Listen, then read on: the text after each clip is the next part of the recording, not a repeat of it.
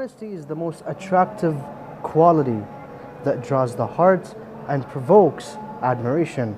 Respected viewers, brothers and sisters in Islam, Assalamu alaikum wa rahmatullahi wa barakatuh.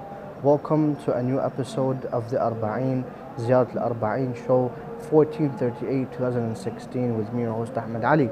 For the dear viewers who are just tuning in for the first time, yesterday we were blessed to have a very dear and honorable guest where we discussed how is a 14-year-old character can be linked to our modern day youth in the 21st century. This was discussed with my dear and honorable guest, Sheikh Dr. Usama Al-Atar. Assalamu alaikum, Shaykhana. It's good to have you once again. It's a pleasure to be here again, alhamdulillah. Alhamdulillah Rabbil Alameen. It's an honor to have you in Karbala specifically, because the land itself honors the individual that walks upon it. Alhamdulillah Rabbil Alameen. As I was saying today to some of the mu'mineen, I said this is Allah's paradise on earth.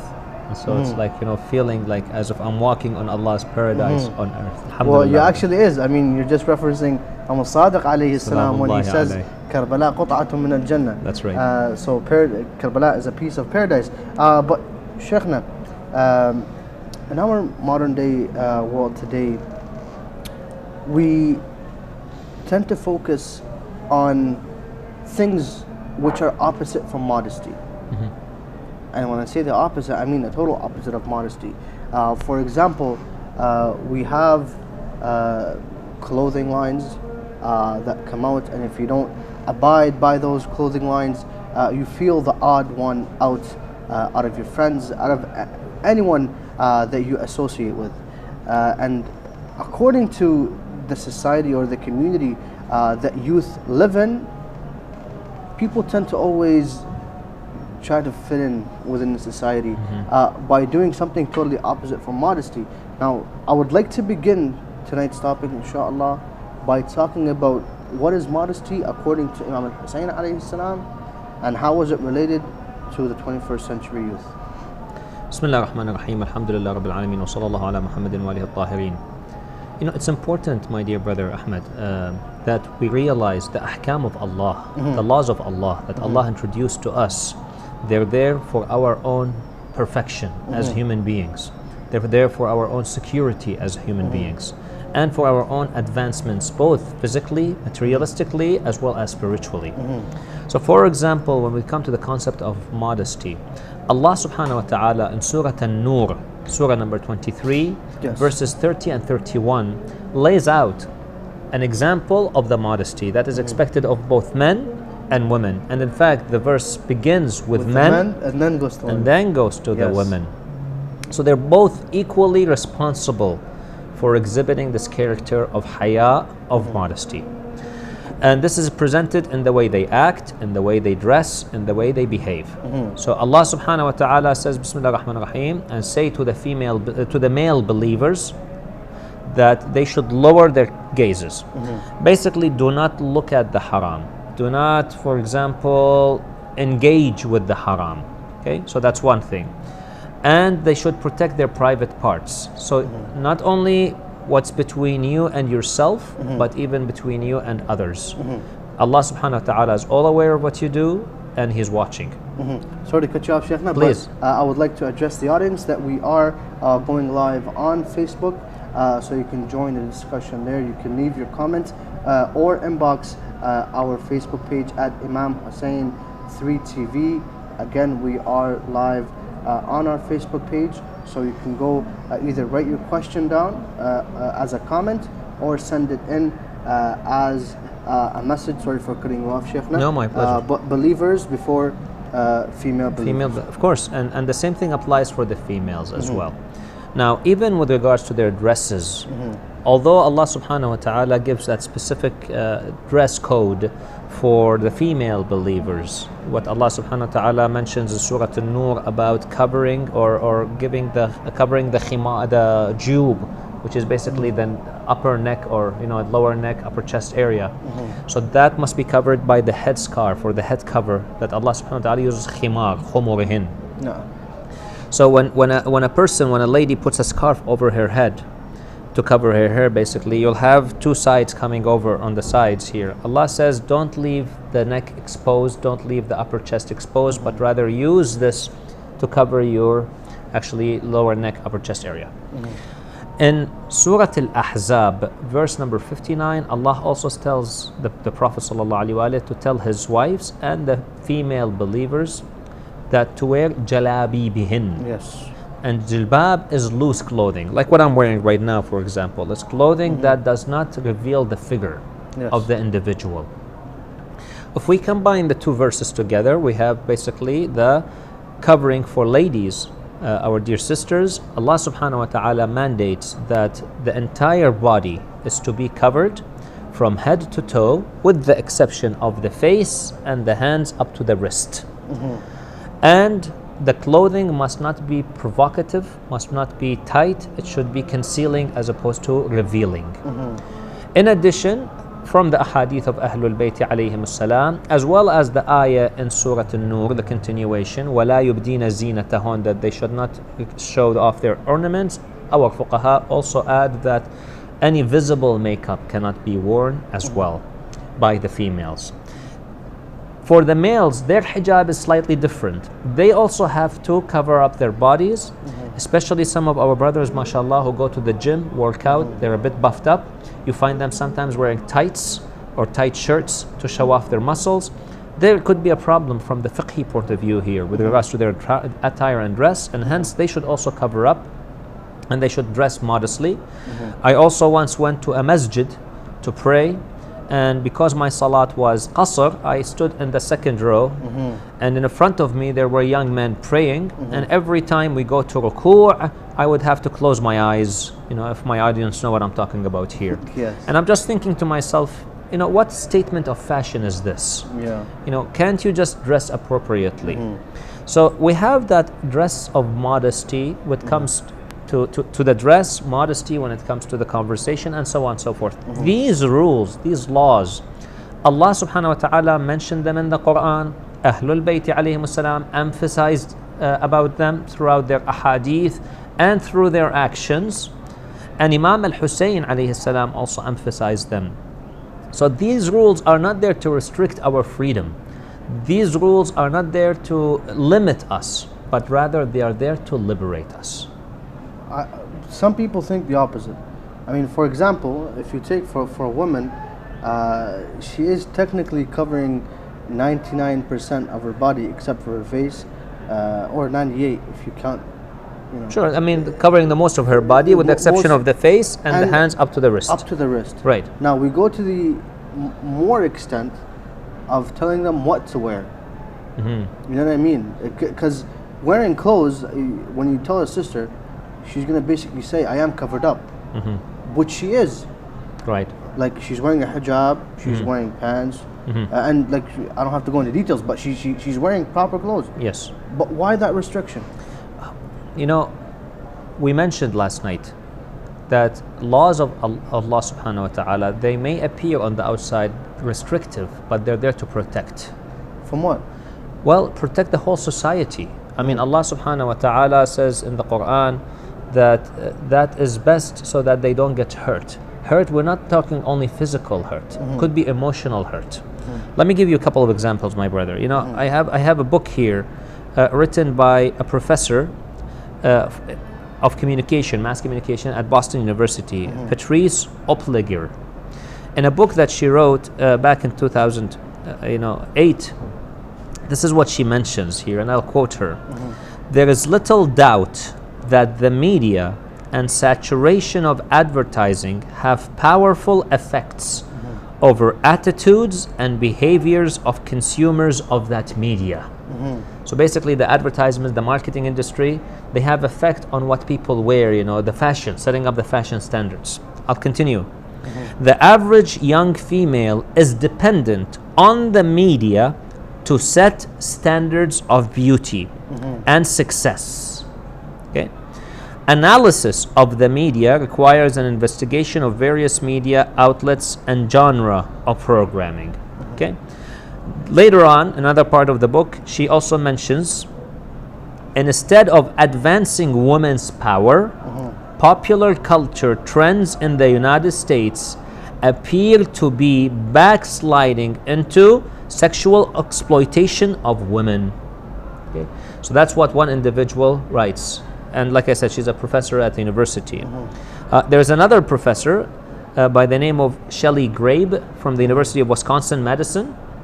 And this is what she says in a paper that she's published back in 2008. Again, she says, body dissatisfaction has reached normative levels among American girls and young women.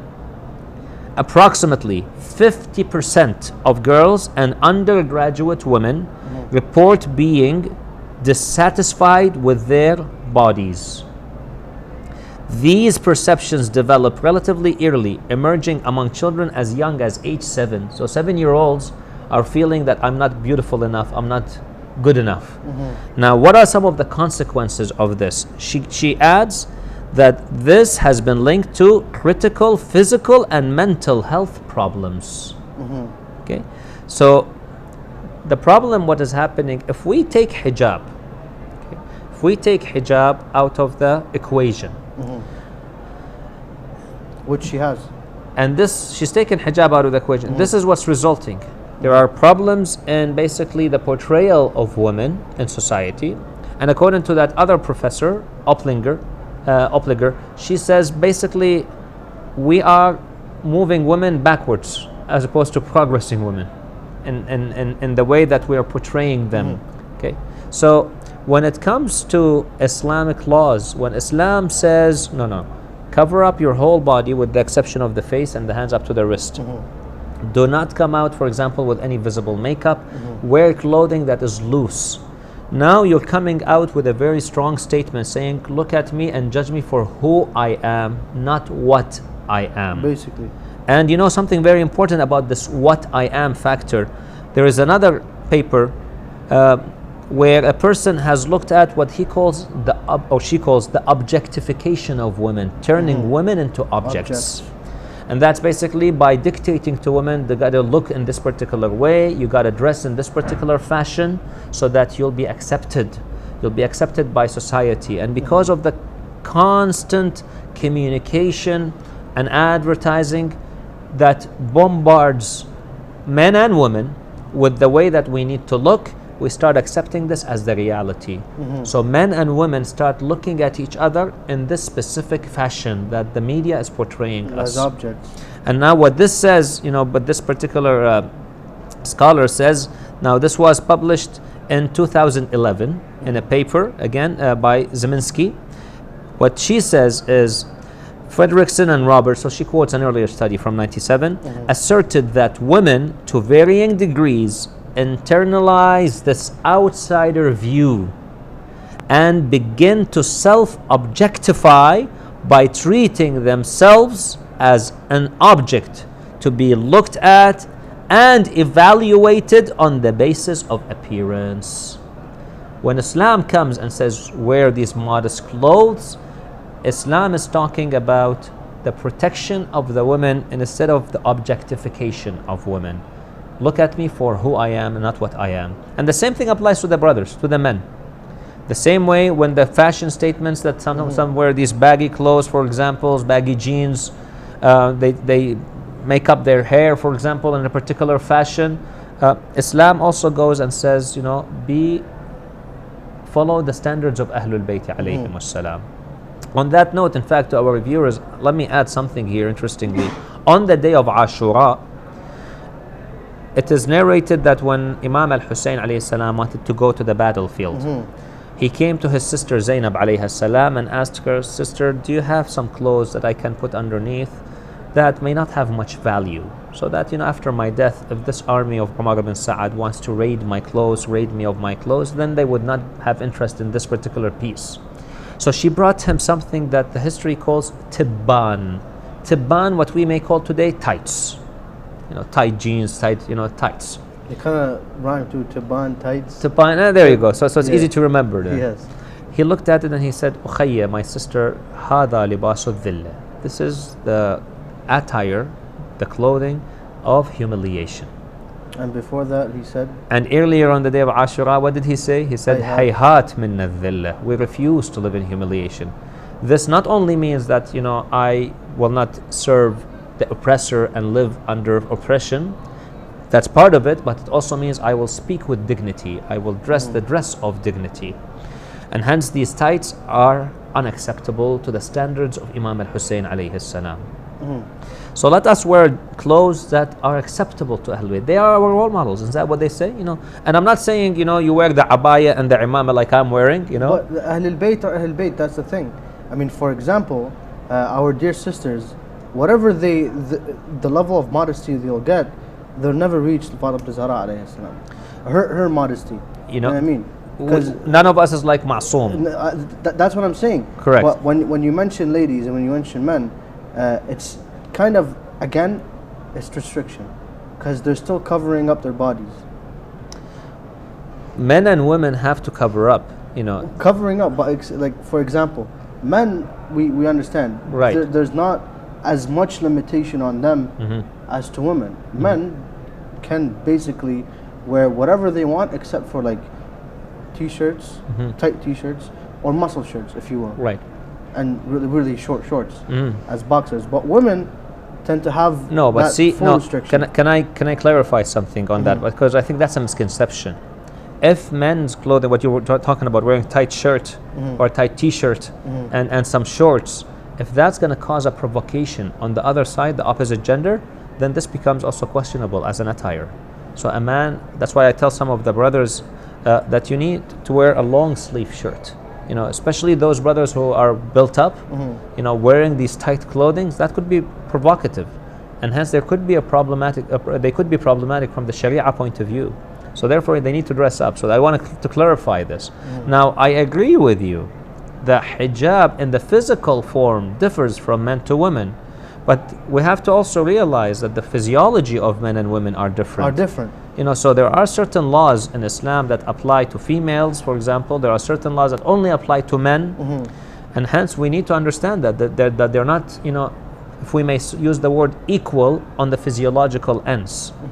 So the physiology of women is definitely different from the physiology of men. The physical aspects of a female body is different from the physical aspects of the male body, and hence there are these differences. Not only this, interestingly, there is a psychologist who wrote a book back in 1982 in a different voice. Her name is Carol Gilligan. Carol Gilligan performed certain psychological experiments on females, where she found that the pinnacle of moral development, the highest state of moral achievement and intellectual achievement of females is the state where a woman would sacrifice or achieve the content of the others in terms of looking after their feelings. Let me give you an example. For example, you may have an individual, a female, who studies to become a physician. She studies many years, she invests a lot of time, she works, and so on and so forth. One day she gets married, she has children. Now, after having children, she finds that she's so emotionally attached to her children, and she cannot really let go of them being raised, let's say, in daycares and things. So she sacrifices her career and becomes a stay-at-home mom. To women, this is actually, according to Carol Gilligan, this would be the pinnacle state of moral development. Yes. Okay. And she says that's different from men. That's different from men. Men view things differently. So even from the psychological point of view, men and women may not be equal based on this research by Carol Gilligan, and she's wrote the book in a different voice. That was the title of her book. Some people agree with this, some people disagree. All I'm trying to say is, as a psychologist, and she's a female psychologist, she suggests that the psychology of men and women could also be different. Given this, then Islam came with different rulings for both of them, the men and the women. And when it comes to the attire, that's part of the different ruling. But both of those rulings are for the protection of men and women, so that not 50% of the society, as we read here, 50% of females start feeling, emotionally disturbed, physically disturbed, anorexic, bulimia, etc., Yes. so that they can satisfy the others. Whereas if she comes out wearing her physical hijab properly as taught by Allah and Ahlul-Bait alayhimus salam, she'll come out with the power that this is who I am. I would like to continue the discussion, but we have to go into a short break, inshallah, Shaykhna. So respected viewers, do stay tuned for after the break, for we will inshallah continue discussing the topic of modesty according to Ahlul-Bait and how it relates to 21st century male and female youth. That's after the break, so stay tuned. حسين بعبد الله حسين بعبد الله حسين بعبد الله حسين بعبد الله.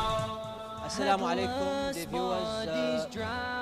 At the moment we are at the shelter where Imam Hussein pilgrims come to this place to have rest and to spend the rest of the night. At this place, to take some sleep or to sit here to take some rest.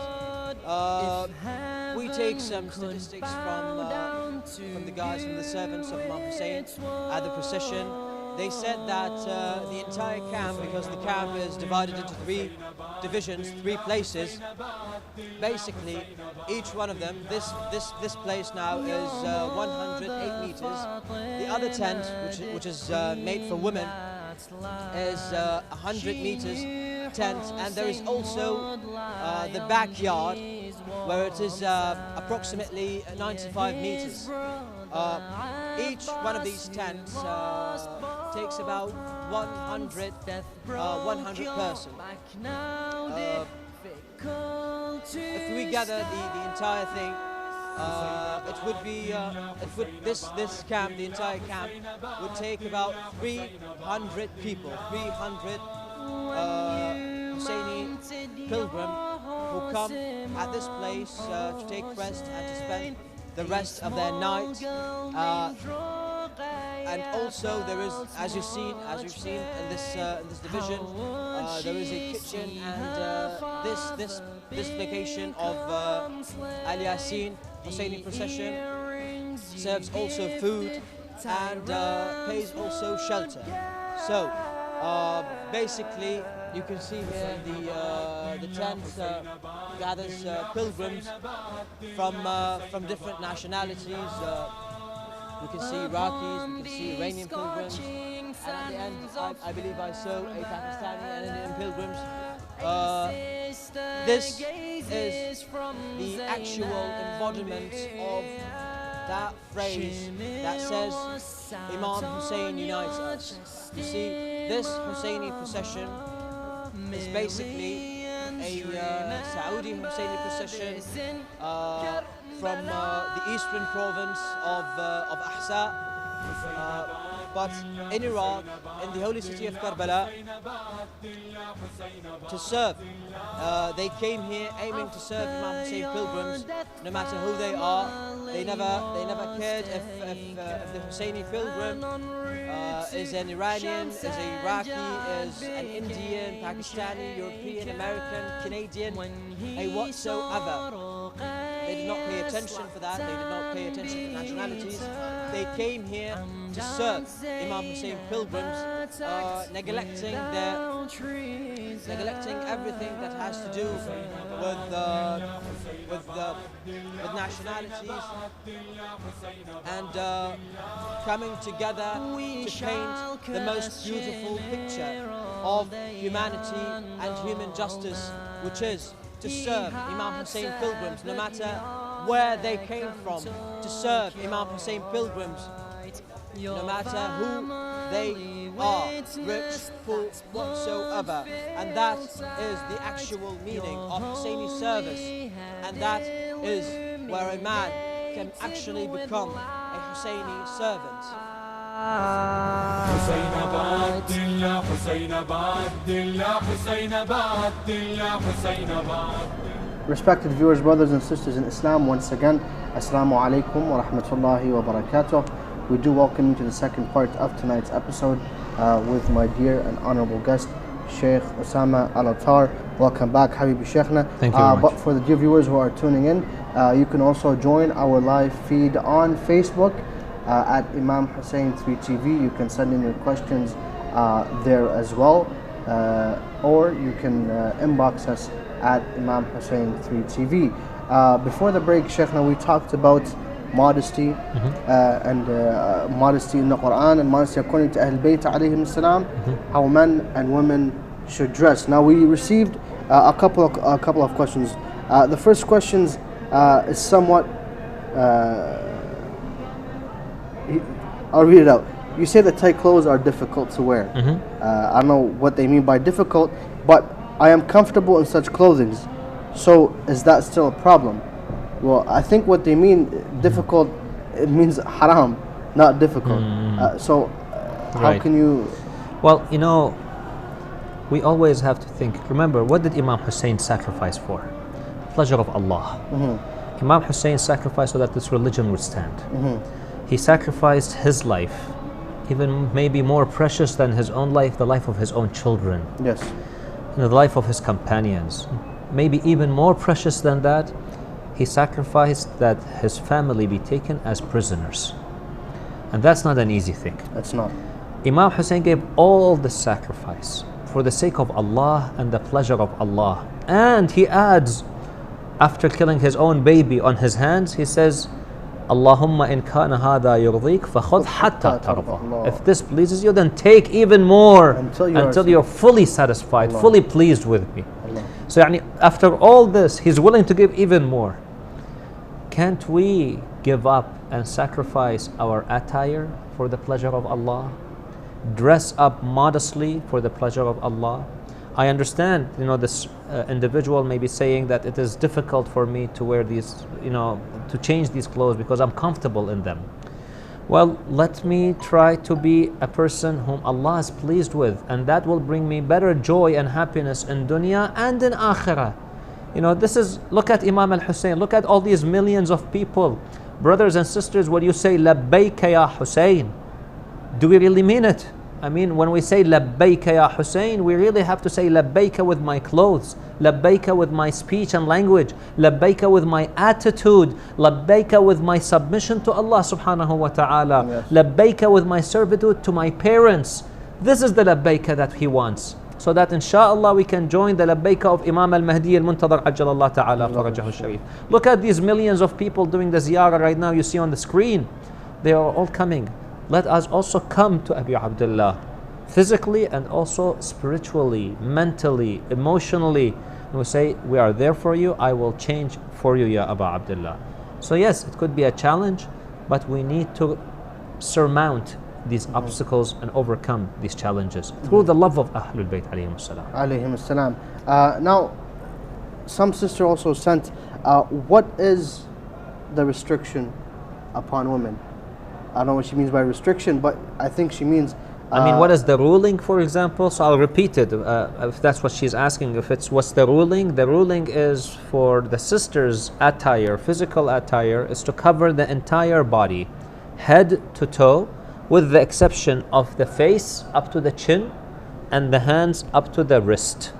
And the attire, the clothing, should be a bit loose. It's not tight so that it would, conceal. A bit loose. I mean loose. I mean, look what I'm wearing right now, for example. That's too loose. Is that too loose? Okay, so loose enough that it doesn't show the figure. It doesn't reveal the figure. In addition, the makeup, there should not be any visible makeup. The makeup cannot, like for example, nail polish, lipstick, etc. So that cannot be worn in public. It could be, of course, worn in the house. It could be worn among non-mahram. Of course, in front of people who are mahram to you, people who are mahram to you. It could be worn in front of maharim, but not outside in front of a non-mahram. So that's with regards to the makeup. And the colors of the clothing should not be colors that could be, for example, too provocative. And that's about it. So this is the dress code for the sisters, if that's what the question is. By restriction, I believe what she means, that how restricted is women. But inshallah, we'll continue the question part. But I would like to go back to a discussion which also revolves around the same question. Now, we do see Allah subhanahu wa ta'ala stating in various Quranic verses talking about modesty, and we see Prophet Muhammad and the Ahlul-Bait talking about modesty. Now, in terms, we talked about, modesty as attire and wearing the clothes, but would modesty also play a role in social media? Absolutely. And we do see the double life that exists in social media and in reality. And there's a huge difference in both. So I would like you to talk about that. Well, you see, modesty is not about attire. Modesty is about a way of life. Our attitude has to be the attitude of modesty. The way that men converse with non-mahram females and females converse with non-mahram males, it has to be a modesty, the talk of modesty. We have, for example, Fatima al-Zahra alayha salam spoke to Jabir ibn Abdullah al-Ansari, as we read in Hadith al-Kisa. Yes. Jabir says, "An Fatima alayha salam binti Rasulillah," and then she told me so and so and so. So which means Fatima was talking to a stranger, men who were strangers to her. However, she was educating them, teaching them.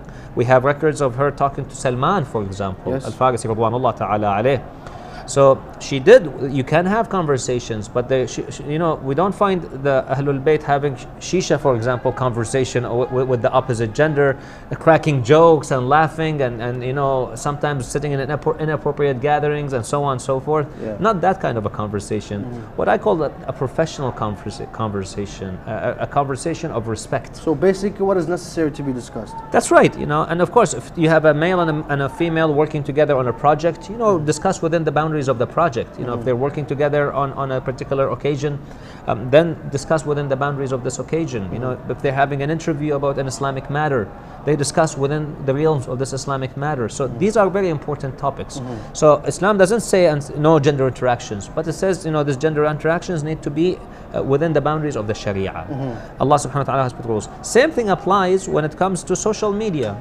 The way we talk, the way we write, the way we type in social media has to be also looked upon. Now, before we go into social media, talking about the way of talk between male and female. Yes. Now, some brothers, and I personally, everyone goes through that stage.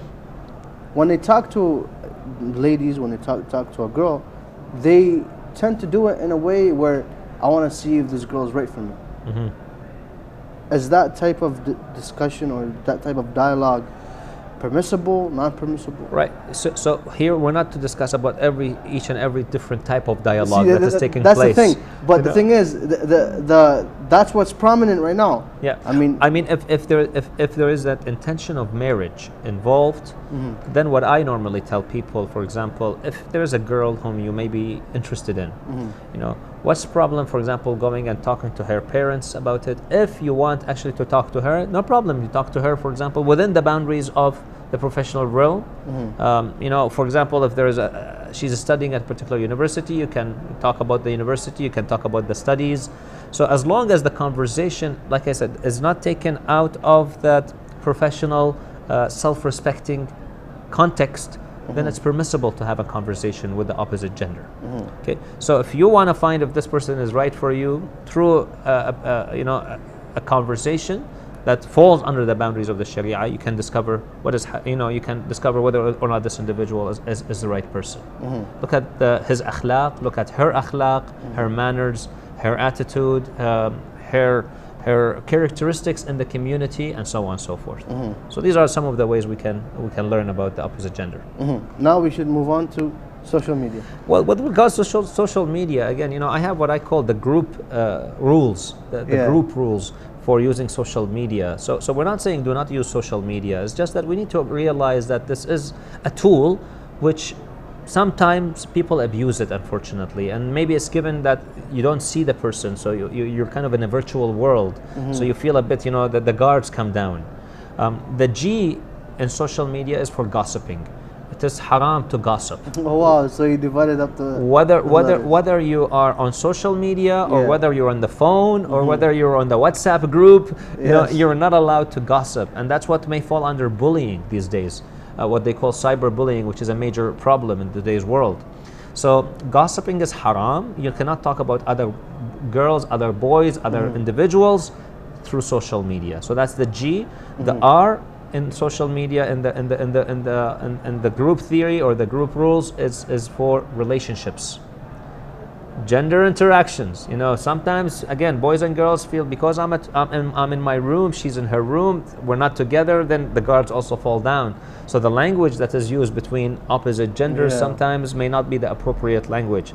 Please maintain that relationship, make it such a healthy relationship, a professional relationship, because whatever rules apply when you're talking face to face also apply on social media as well. So that's the R. The O is for oration, or basically language. What language do you use? I find some youth on social media, they use very inappropriate language. And so please watch your language. Remember when we said earlier, when Imam Hussein said, Hayhat minna dhilla, we refuse to live in humiliation. It means even the language should not be a language of humility. Because what if tomorrow, the next day, for example, a person uses such language, the next day he goes to work, and his boss at work picks up the social media or the phone and says, what is this language that you use here on the social media? Nice. Wouldn't you feel embarrassed? Wouldn't the person feel humiliated? Yeah. You know? So isn't that then dhilla? So hayhat minna dhilla. We will refuse to live in humiliation. Our language is always of izzah and dignity. That's the way we should be talking with each and every person with respect and self-respect. Definitely. Oration, the U is basically what I call uninvite. What do I mean by uninvite? Some people use social media to promote munkar wal-iyadhu billah, to promote bad things. For example, a person says, I attended this concert the other day. It was such a fantastic concert that they put pictures. I attended this particular individual's stuff, which are haram. Now you're promoting the haram wal-iyadhu billah. You're promoting munkar. You should not promote munkar. You know, one should not even perform the munkar altogether. Not forget about promoting it. So attending parties, attending, for example, weddings that could be questionable from the Islamic point of view, mixed weddings where there's music, dancing, etc., etc. These are haram. They're not allowed in the religion. I don't care if it's my own brother's or my own sister's wedding. If it does not fall under the boundaries of the Sharia, I will not even attend it. And this is how we should be strong about our faith and proud of it. Remember, I said earlier, Imam Al-Hussein died for this religion, so that the religion can keep to maintained. When Imam As-Sajjad alayhi salam went back to Medina, a person asked him in a kind of a mockery way, so who won the battle? Imam As-Sajjad alayhi salam replied and said, wait until the time of the adhan and you will know who won the battle. Allahu Akbar. So Imam Al-Hussein died so this adhan could stay. So Allahu Akbar would stay. So let us also put our foot down and say, you know what, I will walk on the path of Ahlul-Bait to please Allah. That's the U, uninvite, and the P is for pictures. I thought the P was for poke. But the pictures. So the pictures, my brothers and my sisters, some of the youth, you know, I find sometimes some youth on some of the social media, Instagram, Snapchat, Twitter, Facebook, etc., etc. You find them like, you know, shirtless, with their six packs, and they take a selfie of themselves, you know, and they post it on online. That's inappropriate. I mean, think about it. If Imam Al-Mahdi alayhi salam were to look at this, would you be pleased with this kind of attire or lack of attire, if I may say so? Some of the sisters, again, with the pictures they put online. In fact, you know, some of the fuqaha have a problem with sisters posting pictures even in hijab on social media. And the idea behind it, my sisters, and I beg your forgiveness, I'm not here trying to make your life difficult, but the idea is, my dear sisters, if you allow me to ask you a question and you answer it between you and yourself, how many times have you sisters looked at a picture of another sister who's muhajjaba, she's wearing the hijab, she has no makeup on, but you looked at her face and you said, MashaAllah, look how pretty she is. Look at her eyebrows, she's done her eyebrows. Look at this, look at that. Has this happened to you, my dear sisters, or not? If that has happened to you, and this is you as a female looking at the face of another female, and that's how, MashaAllah, intrigued you are, what do you think would happen when a male then looks at the face of that female? You think he's going to close his eyes and say, A'udhu billah min ash-shaytan rajim, astaghfirullah rabbi wa atubu ilayh? That's why we have some of the fuqaha or some of the mujtahideen who would say there's a problem. So pictures, make sure the pictures you post online are appropriate pictures and they don't promote wal-iyadhu billah munkar. What if they're looking to get married? But we'll talk that after the break. Inshallah. Inshallah. Respected viewers, we will go into a short break and we will come back to this social media problem, the group as Sheikh Al-Atar calls it, but that's after the break. Stay tuned. Assalamu alaikum, dear viewers. We are at the second location of Al Yasin Husseini procession, where we can find another kitchen where they provide the meals for Imam Hussein pilgrims. At the other location, we can get to see together that at the same thing that happened in that kitchen, where we could see that the people who work here, the Husseini servants, tend to take the safety measures, to take their care in order to produce a hygienic food for the pilgrims, because all that matters is the pilgrim safety, and all that matters is that the food they provide to Imam Hussein pilgrims would be at the best as possible. We can get to see that the same thing happened here. The people who work here are wearing their identifications, vests, and also they wear the gloves in order to protect the food from touching their skins or getting polluted by any way. And they also wear the hair caps. We can get to see that items in the kitchen are quite clean, and that everything is set up to be as a service for Imam Hussein in the best possible way. Stay tuned, dear viewers. We will go to the residence of the pilgrims, the major tent. It's right behind me, where we can see that they provided a large tent in order to take a shelter for Imam Hussein pilgrims at night. Stay tuned, dear brothers and sisters. Respected viewers, brothers and sisters, once again, Assalamu alaikum wa rahmatullahi wa barakatuh. Welcome to the last portion of tonight's episode. Before the break, we talked about some of the wrongdoings on social media, and before that we talked about attire and modesty with my dear guest and honorable guest, Sheikh Usama Al-Atar. Welcome back. How are you, Sheikh? Thank you very much. Now, during the break, we got some interesting questions that are somewhat, some people may got offended of the topic, but the first question, it says, it's easy for you as a sheikh sitting and telling us that we have to wear hijab, but as a young girl living in the West, how to put on such a dress code you are describing? My dear sisters, I really feel for you. You know, not only me telling you to wear hijab. First of all, let me explain something to my dear viewers. I grew up in the West. That's where I grew up. Yeah. You know, I grew up in Canada. Yeah. I went to elementary school there. I went to my high school there. I went to university there. I got my doctorate there. I went all the way there. And that's in fact where I lived my majority of my life. Yes. So don't think of me as an individual who is now in Karbala. That's where he grew up. And now I'm telling you what to do and what not to do. Okay.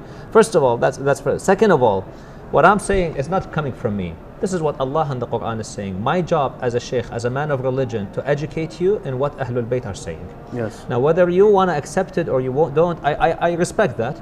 But that's your decision to make between you and Allah. When I grew up in the West, I went through a lot of challenges myself. At the time, we did not have, Islamic schools, so I grew up in a public system. Yeah.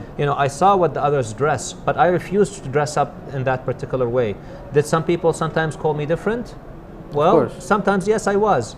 But remember, I stayed strong, and look at me, alhamdulillah, I went through my PhD, and I did not allow all these comments to block me from being a successful individual. Your confidence, yes. So be strong about your religion. You're telling me it's difficult? It is difficult. I used to pray salat at school. At the time, we had maybe a handful of Muslims in my school where I grew up. But I went to the counselor and I said, can you please provide me with a room so that I can pray my salat in? And we're talking about, a while back. Some of you may not have even been born during that time. I used to go and pray salat so that I don't delay my salat. During gym class, I would ask for certain exemptions during certain activities that they would do. So did I have a tough time? Yes, I did have a tough time. But you know what? I'm proud of it because I managed to go through it successfully. Is it difficult? I wouldn't say it's impossible because Allah subhanahu wa ta'ala knows it is not impossible. Definitely. But it is difficult. Did what Imam Hussein alayhi salam experienced something easy? Of course not. It was a very difficult challenge. Losing his children, losing his family, what Ahlul-Bait went through their whole lives is not easy. But you know what? We have to be strong. Because at the end of the day, you know what? We're not going to live much in this world. 50, 60, 100 years and then we're out. And then you will be held accountable for each and every action that we've done. So let us be strong. Be proud of who you are. Be proud of showing your Islamic identity. This is who I am. And this is what I will stand for. And let that help you. I know people in hijab who have become medical doctors, physicians, lawyers, engineers, PhDs, pharmacists, teachers, etc., etc., etc. in every aspect of the workforce. And they're proud for doing what they're doing. So hijab is not going to hinder you, it will not slow you down. And if you wear your abaya or if you wear that attire I'm talking about, you can still be fashionable, but you'll be fashionable in the way that pleases Allah. And I guarantee you, just like Allah blessed me, walhamdulillah rabbil alameen, throughout my life and until this day and moment, with my career, with my education, with a master's in education, a PhD in chemistry, another PhD now alhamdulillah in theology, I am alhamdulillah blessed. Just like Allah blessed me, He will bless you as well. And I guarantee it. Now that's somewhat, some individuals when we talk about certain stuff, they do get offended because the type of society, Sheikhna, that me and you grew up in, it's different. You know what I mean? It's different from whatever. And as you mentioned, people think that we're seeing in Karbala, we don't know what's going on in Canada and the US. That's right. And UK. But Ahmed, we grew up from. By the way, you're much younger than I am. You know. I understand. I understand. You know, back when I grew up, we didn't even have cell phones, for God's sake. That's how long ago we're talking about. So. But you know, I do beg your forgiveness, my dear viewers. Please forgive me. I am not here to offend anyone. So if you do feel offended, please forgive me. Honestly, all I am is delivering the message as taught by Ahlul-Bait alayhim salam to you.